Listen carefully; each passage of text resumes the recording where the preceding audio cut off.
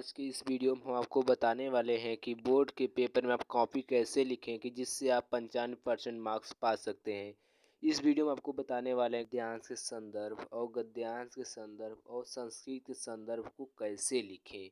इसमें पूछा जाता है 6 नंबर का पद्यांश से, 6 नंबर का गद्यांश से और क्रिज से 4 नंबर के श्लोक और 4 नंबर गद्यांश से पूछा जाता है। तो इसमें आपका कुल मिलाकर 20 नंबर कंप्लीट हो जाता है।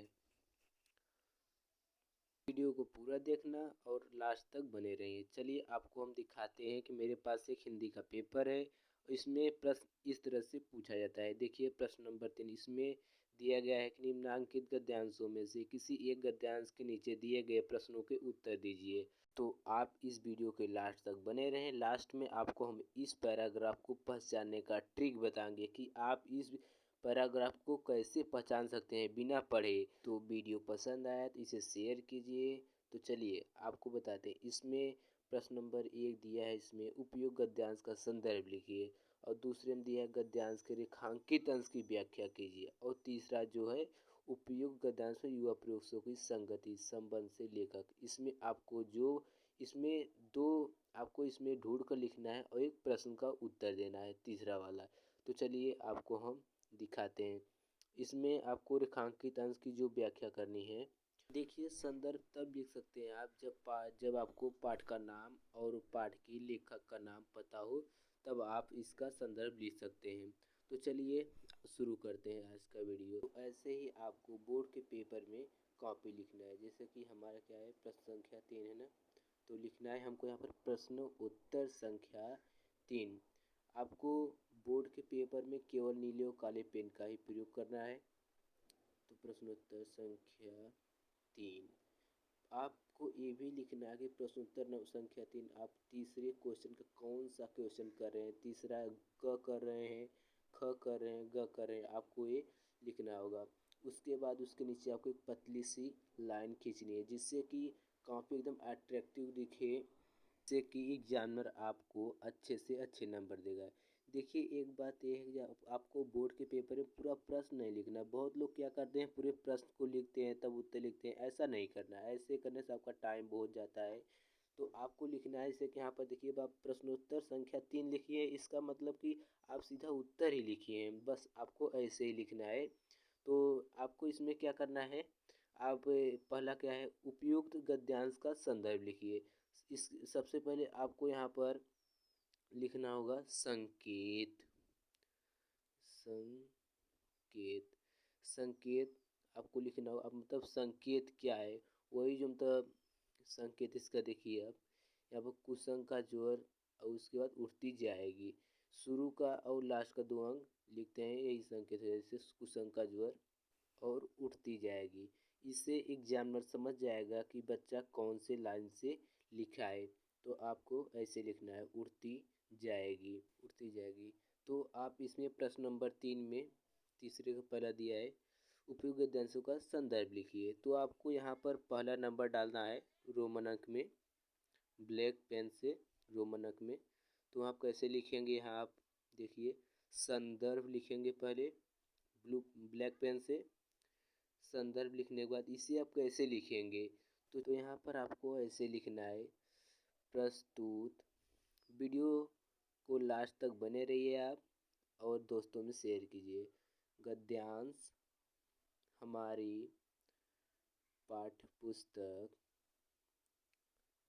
हिंदी, हमारी पाठ्य पुस्तक हिंदी। सबसे पहले आपको जो पेपर दिया हो उस पेपर को आप ध्यान पूर्वक पढ़ेंगे तो आपको पता चलेगा कि यह प्रश्न किस पाठ से लिया गया है। हमारे पास जो हिंदी का पेपर है, इसमें जो प्रश्न पूछा गया है ये मित्रता पाठ से लिया गया है। आप जो इसमें रेखांकित अंश की हमें व्याख्या करनी है, मतलब कि जो गद्यांश लिखना है, जैसे कि देखिए ये कुसंग का जोर सबसे भयानक होता है। यह केवल नीति और समृद्धि का ही नाश नहीं करता बल्कि बुद्धि का भी क्षय करता है। तो किसी तरह युवा पुरुषों संगति यदि बुरी रहेगी तो वह उसके पैरों में बधी चक्की के समान होगी जो उसे दिन प्रतिदिन अवनति के गड्ढे में गिराती जाएगी। यही हमारा दिया है। तो इसे हम लिखेंगे हिंदी के मित्रता नामक पाठ से लिया गया है। वीडियो के लास्ट तक बने रहिए आप। मित्रता, देखिए आपको मित्रता जो मेन पॉइंट हो उसे आप बीच बीच में ब्लैक पेंसिल के, जिससे कि एग्जामिनर की निगाहें उस पर जाए और वो देखे कि बच्चे ने बहुत अच्छा लिखा है। तो आपको लिखना है नामक पाठ से लिया गया है, नामक पाठ से लिया गया है। वीडियो के लास्ट तक बने रहिए। नामक पाठ से लिया गया है और इसके लेखक आचार्य रामचंद्र शुक्ल जी हैं। इसे आपको ब्लैक पेन से लिखना है, इसे आपको ब्लैक पेन, ताकि एग्जामिनर की निगाहें जाइए और आप अच्छी राइटिंग में थोड़ा सा हो सके और अच्छा, हमारी इतनी अच्छी राइटिंग नहीं बन पाए, लेकिन आप और अच्छी राइटिंग में लिखेंगे तो ठीक रहेगा। आप यहाँ पर लिख देंगे है। यहाँ पर ये हो गया, ये कहानी माध्यम है, इसलिए यहाँ पर लिखेंगे जो कहानी की तरह होता है उसे गद्यांश कहते हैं। क्या कहते हैं? जो कहानी की तरह होता है उसे गद्यांश कहते हैं। ठीक है, गद्यांश कहते हैं। और जो कविता नुमा होता है, जैसे कि यहाँ पर देखिए उसे लिखेंगे हम पद्यांश। जो कविता नुमा होता है उसे पद्यांश लिखेंगे। इसे कैसे लिखेंगे आप? देखिए, प्रस्तुत पद्यांश हमारी पाठ्य पुस्तक हिंदी के पद नामक, मतलब जो जिस पाठ से लिया हुआ पद नामक शीर्षक से लिया गया है। इसके जो पद है, मतलब इसके जो लेखक है, शीर्षक है, जो इसके पद के शीर्षक हैं सूरदास जी हैं, तो सूरदास जी शीर्षक ही हुए इनके। तो इस पद के लिया गया है, तो इस लिया गया है, इसके रचयिता श्री सूरदास जी हैं रचयिता। देखिए, इसमें कविता में जो कविता होता है पद्यांश में, इसमें रचयिता होते हैं, इसके रचयिता सूरदास जी हैं। और जो कहानी नुमा होता है उसके लेखक होते हैं, जो कहानी नुमा होता है उसके लेखक होते हैं, और जो कविता नुमा होता है उसके लेखक रचयिता होते हैं। जैसे कि इसमें दिया प्रस्तुत गद्यांश हमारे पास पुस्तक हिंदी के संस्कृत खंड के वाराणसी नामक पाठ से संकलित है।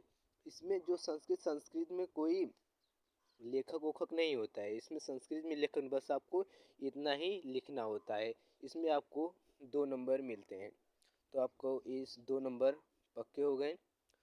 तो इसमें प्रश्न तीसरे का दूसरे अंश में क्या दिया है, गद्यांश के रेखांकित अंश की व्याख्या करनी है। तो यहाँ पर आपको लिखना है रोमन अंक में 2 ब्लैक पेन से, और यहाँ पर आपको लिखना है रेखांकित अंश की व्याख्या, रेखांकित अंश की व्याख्या। ऐसे ही आपको सुंदर हैंड राइटिंग में लिखना है। यहाँ पर देखिए, जो हो कुसंग का जोर सबसे भयानक होता है, यहाँ से लेकर आपको बल्कि बुद्धि का भी क्षय नहीं करता। ये आपको अपने शब्दों में खूब अच्छी तरीके से लिखना है, जिससे कि एग्जामिनर देखे। जैसे आप हमने इसका जो व्याख्या है वो हम पहले से ही लिख चुके हैं। तो देखिए, यहाँ पर इसका जो रेखांकित अंश की व्याख्या है, आपको ऐसे पहले लिखने के बाद आपको सेम ऐसे लिख, देखिए वीडियो को लास्ट तक बने रहिए। तो देखिए, यहाँ पर लिखिए कि रेखांकित अंश की व्याख्या इसमें पहले शुक्ल जी कहते हैं, जो मतलब शीर्षक हो उनके, मतलब जो कहानी के लेखक हों उनके से सूरदास जी कहते हैं, कवि कहते हैं। तो यहाँ पर शुक्ल जी कहते हैं कि बुरी संगति एक बुखार के समान हानिकारक हो। जिस तरह यदि कोई व्यक्ति भयानक बुखार से ग्रसित हो तो वह ज्वर उसके शरीर और स्वास्थ्य को नष्ट कर देता है, उसी प्रकार हमारी नैतिकता मतलब बुरी संगति सदाचार, मन तथा बुद्धि को नष्ट कर देती है। तो यहाँ पर आपको इसका जो रेखांकित अंश है इसका यही व्याख्या लिखना है। तो आप इसका व्याख्या ऐसे लिखें, हो सकता है आप और अच्छे से लिख दें, और अपने मन से अपने विचार से आपको जो अच्छा लगे यहाँ पर ऐसे ही लिखेंगे तो आपको 2 नंबर इसके गद्यांश के, 2 नंबर व्याख्या के, और 2 नंबर जो वही तीसरे का तीसरा क्वेश्चन उसका दिया जाएगा आपको। इसमें 2 नंबर आपको फिक्स हो जाएगा। आप इसका तीसरा क्वेश्चन है जो उपयुक्त गद्यांश में युवा पुरुषों की संगति संबंध में लेखक ने क्या बताया। तो इसमें जो लेखक ने क्या बताया है, तो इसको पहले आप लिखेंगे तीसरा, 3 डॉट से देंगे। उसके बाद आपको यहाँ पर प्रश्न नंबर जो तीसरे का तीसरा, इसमें लेखक ने क्या कहा है तीसरे में, युवा पुरुषों की संगति के संबंध में लेखक ने क्या बताया। यहाँ पर आपको इसे अच्छी तरह से पढ़ेंगे तो आपको समझ में आ जाएगा। तो देखिए यहाँ से आपको पढ़ना है। देखिए, किसी युवा पुरुष की संगति यदि बुरी होगी तो वह उसके पैरों में बंधी चक्की के समान होगी, जो उसे दिन पर दिन अवनति के गड्ढे में गिराती जाएगी। यही है लेखक पुरुषों की संगति के संबंध में लेखक ने यह बताया। यहाँ पर आपको ऐसे ही लिखना है। हमने इसे पहले से ही लिख कर रखा है, जल्दी जल्दी मन में लिखा, इसलिए हमारी राइटिंग थोड़ी अच्छी नहीं बन पाई। आप लोग और अच्छी राइटिंग में, सुंदर राइटिंग में आपको लिखना होगा, जिससे कि युवा पुरुषों की संगति उसे अवनति की गड्ढे में प्रतिदिन गिराती जाएगी और अच्छी होगी तो उसे निरंतर उन्नति की ओर ले जाएगी। यदि पुरुषों की संगति अच्छी रहेगी तो उसे उन्नति की ओर हमेशा ले जाएगी। तो ये हो गया आपका तीसरा प्रश्न। ऐसे ही आपको खवालाई करना है। जैसे ही आप अच्छे से इसे पढ़ेंगे, आपको लेखक का नाम और पाठ का नाम यदि ये याद होगा तो आप इसका गद्यांश, इसका संदर्भ लिख सकते हैं और अच्छे मार्क्स पा सकते हैं बोर्ड के एग्ज़ाम में। तो आपको ऐसे ही लिखना है, जो पहला है, दूसरा, तीसरा, आपको सेम ऐसे ही बोर्ड के पेपर में लिखना है। प्रश्न उत्तर संख्या 3 डालकर उसका कौन सा क्वेश्चन लिख रहे हैं, पहला लिख रहे हैं तो पहला और दूसरा लिख रहे हैं तो दूसरा। बस आज के वीडियो हम बस यही बताना चाहते हैं। यदि वीडियो पसंद आए तो चैनल को सब्सक्राइब कीजिए और बोर्ड के पेपर से संबंधित यदि कोई भी जानकारी यदि आपको चाहिए तो आप कमेंट कर सकते हैं। धन्यवाद।